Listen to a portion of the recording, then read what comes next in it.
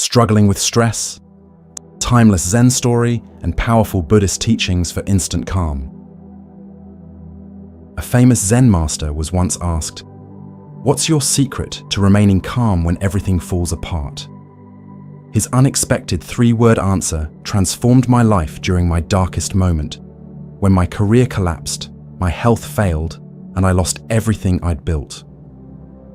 Today, I'll share the ancient Buddhist practice that neurologists have recently discovered can physically restructure your brain's stress response in just 6 minutes per day. This isn't meditation advice you've heard before. It's the exact technique that monks have used for centuries to maintain perfect calm while facing situations far worse than what most of us will ever experience. Welcome to Moon Mind Temple. Today, we're not just talking about mental strength, that buzzword that gets thrown around. We're delving into something far deeper, the art of cultivating an unbreakable mind, a mind rooted in the ancient wisdom of Zen Buddhism. We're going to explore how to navigate the inevitable ups and downs of life with grace, resilience, and an unshakable sense of self.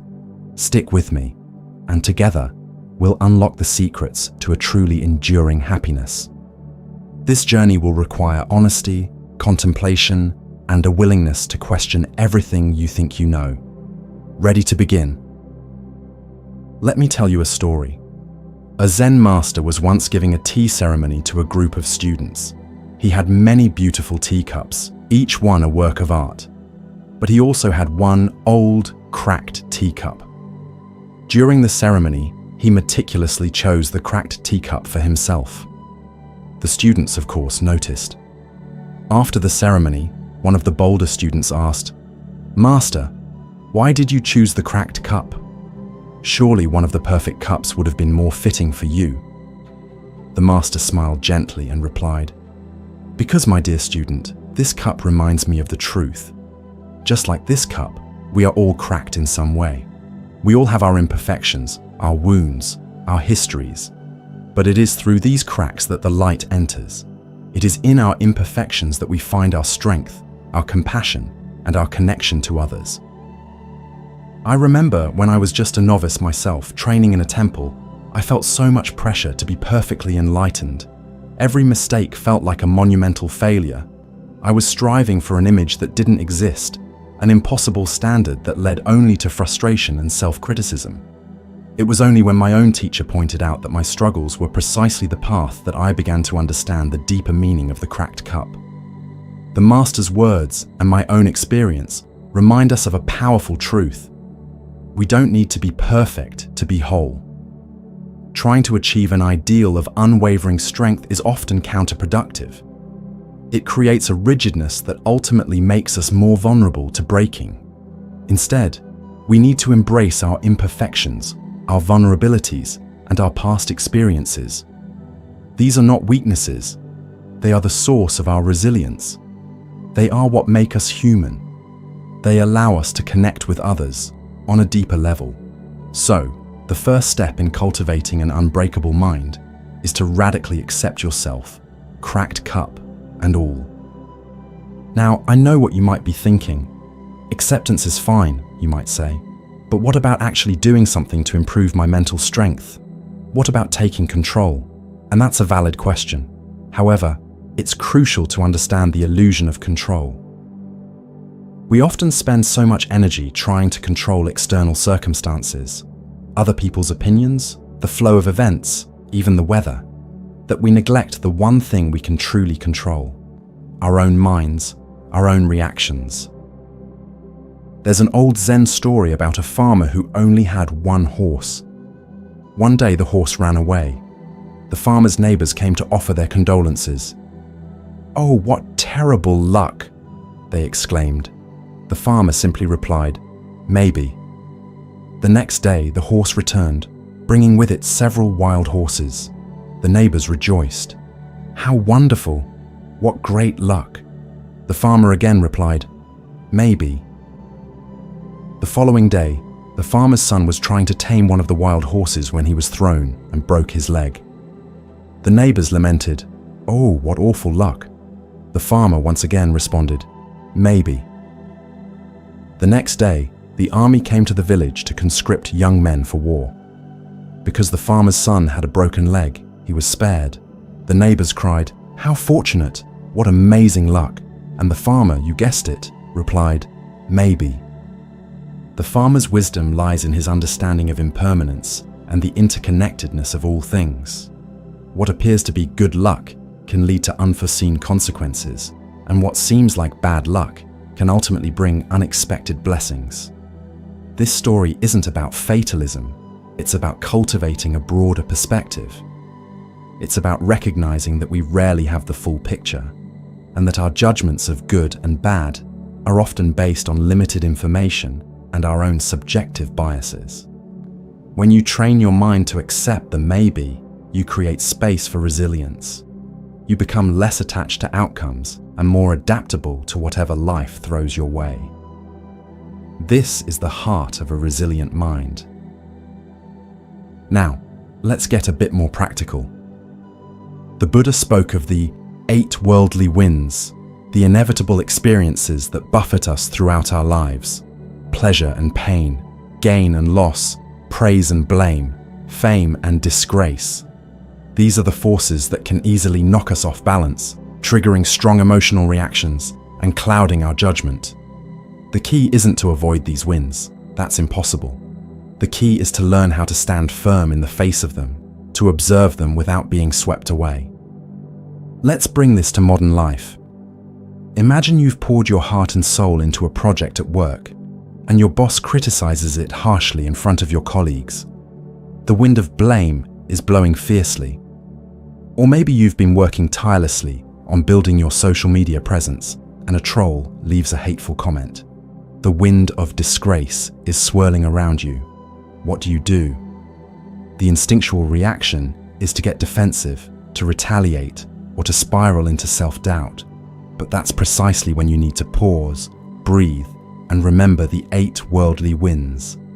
Recognize that these experiences are inevitable, that they are part of the human condition. A content I made a year ago went viral, and I was showered in praise. I was feeling high on the validation. Then, the views slowed, and a wave of negativity came. People tore down my work and accused me of things I did not even do. I almost gave up. I let the winds get to me and knock me down.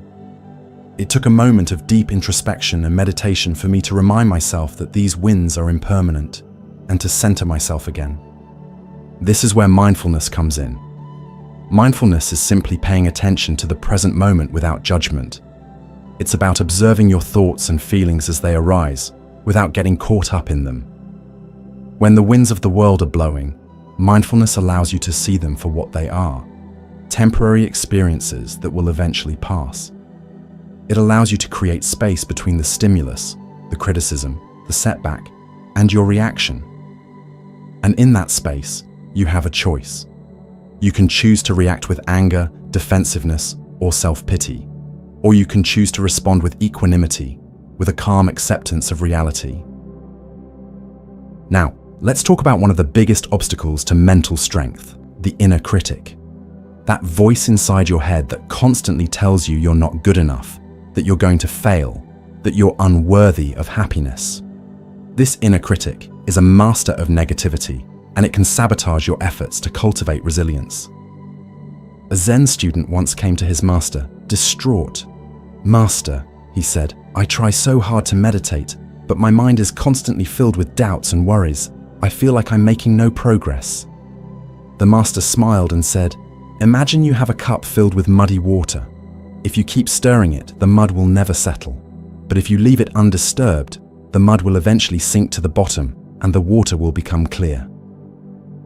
Your mind is like that cup. Stop fighting the doubts and worries. Just observe them without judgment, and they will eventually settle on their own. The key to silencing the inner critic is self-compassion. Self-compassion is treating yourself with the same kindness, care, and understanding that you would offer to a dear friend. It's about recognizing that everyone makes mistakes, that everyone struggles, and that you are worthy of love and acceptance, even when you fall short. When you cultivate self-compassion, you create a buffer against the inner critic's attacks. You are less likely to take its criticisms to heart and more likely to respond with kindness and understanding. I realized that I was far too worried about failure, to the point where I never let myself learn and try new things. When things went wrong, I was angry and frustrated, and I began to hate myself for not being good enough. And in time, I did realize that I was speaking to myself in a way that I would not have even done with my worst enemy. Be kind to yourself. Forgive yourself for your mistakes. The more you forgive yourself, the easier it is to take your focus back to living. Finally, let's talk about the power of connection. In Buddhist philosophy, we recognize that the separate self is ultimately an illusion, what the Buddha called anatta. We exist in a web of interdependence, where our well-being is inextricably linked to those around us. There's a timeless story that captures this wisdom. An old man had 3 sons who were constantly quarreling. On his deathbed, he called them to his side. He presented them with a bundle of sticks bound tightly together and asked each to break it. Despite their strength, none could snap the bundle. Then he untied it and gave each son a single stick, which they broke effortlessly. "My sons," the old man said with his final breath, "this is the nature of human strength. When you stand divided, you will break under life's pressures, but when you remain united, supporting each other through life's storms, you become unbreakable." This parable isn't just about family unity, it reveals a profound truth about our resilience as humans. The Buddha taught that Sangha, spiritual community, is not optional, but essential for the path to liberation. Even he, fully enlightened, maintained deep connections with disciples and friends throughout his life. I've witnessed this truth in my own darkest moments. When my meditation practice faltered during personal crisis, it wasn't willpower that restored me. It was the gentle accountability of friends who sat with me in silence, who offered presence without judgment. Their companionship became the container that held me when I couldn't hold myself. Research now confirms what monks have known for centuries. Isolation literally damages our brain's stress regulation systems, while meaningful connection activates neural pathways of calm and healing. A Harvard study spanning decades found that the quality of our relationships predicts our happiness and health more reliably than wealth, fame, or achievement. In my meditation community, we practice a beautiful ritual during challenging times. We place a small stone in a communal bowl, representing our individual burden. By week's end, each person takes home a different stone, a tangible reminder that we carry each other's loads, that no one walks alone. Remember, the unbreakable mind isn't developed in isolation, but in relationship. Like those bundled sticks, we find our greatest strength not in independence, but in interdependence, supporting and being supported through life's inevitable challenges. So, let's recap. The unbreakable mind is not about being impervious to pain or hardship. It's about cultivating the inner resources to navigate these challenges with grace, resilience, and wisdom. It's about accepting yourself, imperfections and all. It's about understanding that you don't need to be tough or angry to be strong. It's about practicing mindfulness, equanimity, self-compassion, and connection. I invite you to explore these practices in your own life. Start small. Begin with just a few minutes of mindfulness meditation each day. Notice your thoughts and feelings without judgment. Practice self-compassion by speaking kindly to yourself. Reach out to someone you trust for support. And remember, this is a journey, not a destination. Be patient with yourself and celebrate your progress along the way. As you cultivate an unbreakable mind, you will discover a wellspring of inner peace and strength that will sustain you through even the most challenging times. May you find peace, may you find happiness, and may you find the unbreakable mind within. Namaste. Don't forget to like, subscribe, and share this video with anyone who might benefit from these teachings. And leave a comment below, letting me know what resonated with you the most. what is one imperfection about yourself that you can love today? Until next time, be well.